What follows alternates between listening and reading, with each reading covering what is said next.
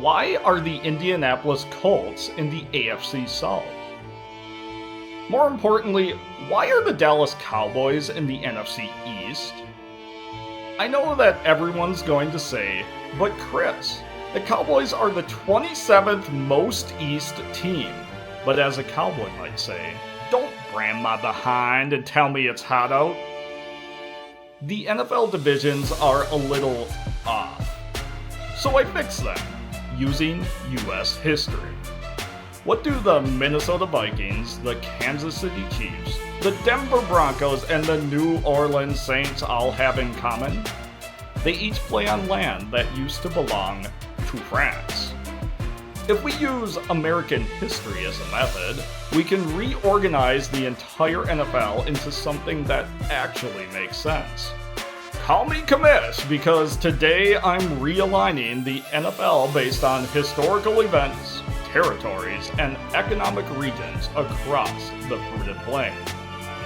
If you like this idea, subscribe to this channel and stay to the end for my best John Facenda NFL Films impression.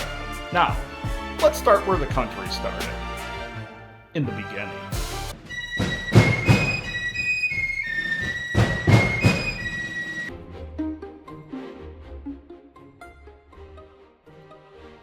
Washington, D.C. is the capital of the United States. But my tri-cornered friends, it wasn't ours. For our purposes, I'm going to highlight 3 others. Philadelphia, the first capital. Our second one was Baltimore, but that didn't last long. New York City was both our nation's 3rd capital and 3rd longest serving capital. Washington, D.C. became the nation's capital in 1800. The AFC Capital Division would include the following teams: the Philadelphia Eagles, the Baltimore Ravens, the New York Giants, and the Washington Commanders. The first candidate to win a presidential election with D.C. established as the capital was Thomas Jefferson, and he sets up our next division.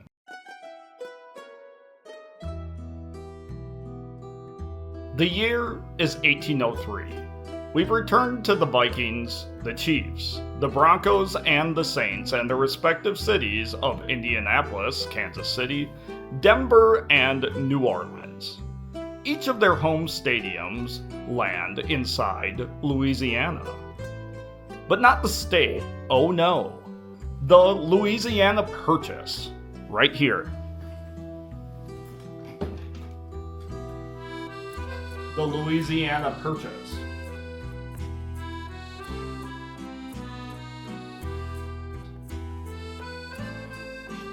Under the leadership of Thomas Jefferson, the United States of America bought this land from France in 1803 because Napoleon was short on cash. Let's follow this French connection to our next chapter.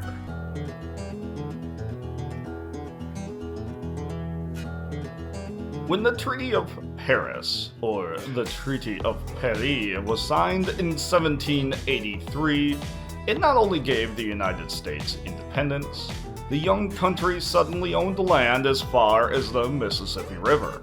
Outside of established states, the land was split into territories. One of these was the Indiana Territory. From 1803 to 1805, it included these NFL cities: Green Bay, Chicago, Detroit, and Indianapolis. Sounds like a division to me. But do you hear those ships pulling into port?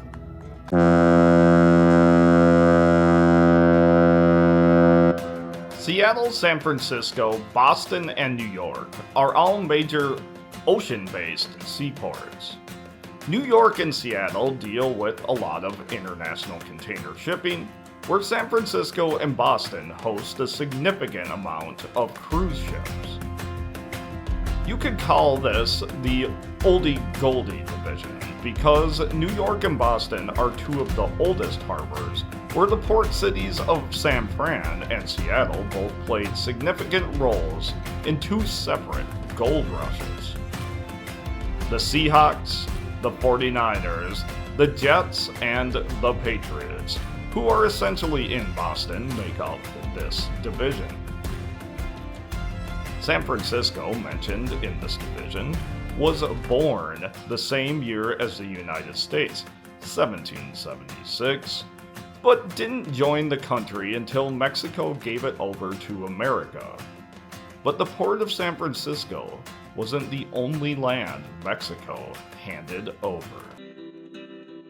The 1848 Mexican Cession involved Mexico ceding roughly 529,000 square miles of land to the U.S. following the Treaty of Guadalupe Hidalgo.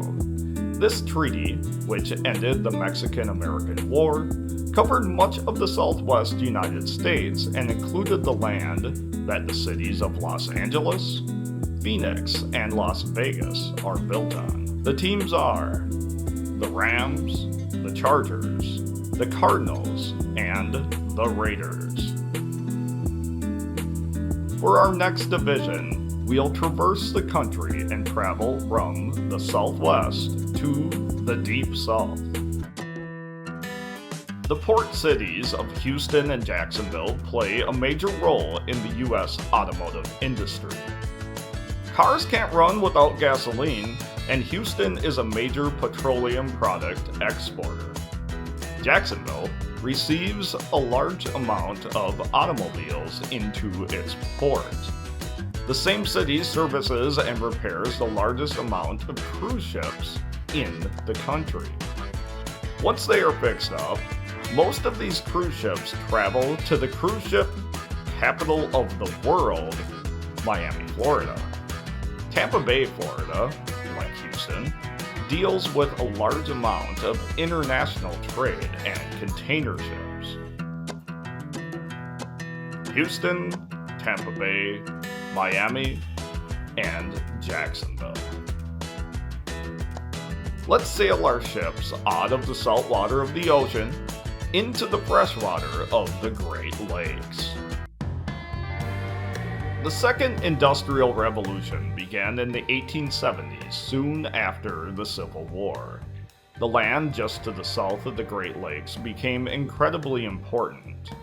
Not only could natural resources such as wood and iron ore be collected, but it could also be shipped via boats to several cities which operated entire industries such as steel and manufacturing. In the 70s, when these factories were outsourced to places such as China, the industries in the major cities dried up, leaving what we call the Rust Belt. The Bengals, the Browns, the Steelers, and the Bills play in this hollowed-out industrial husk. As the cities in this division were losing their industrial identities, some cities to the south were solidifying new industries. A hub is a primary center for a specific industry. Nashville is a music hub. Charlotte is a banking hub. Dallas and Atlanta are both transportation hubs. The latter two towns were centered around trains and then switched to planes. The Tennessee Titans, the Atlanta Falcons, the Carolina Panthers, and the Dallas Cowboys make up this division. Now we have returned to one of the teams that inspired this whole NFL realignment.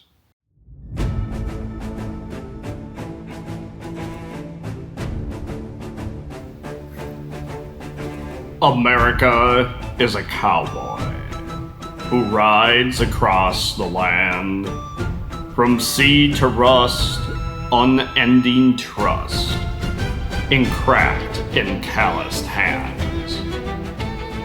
The country is a wrangler who ropes and rides for fun. His smile is wide when countryside is neatly tied as one. Though he prefers the free range to ranch or barbed wire fence, for our good health, we group ourselves in divisions that make sense.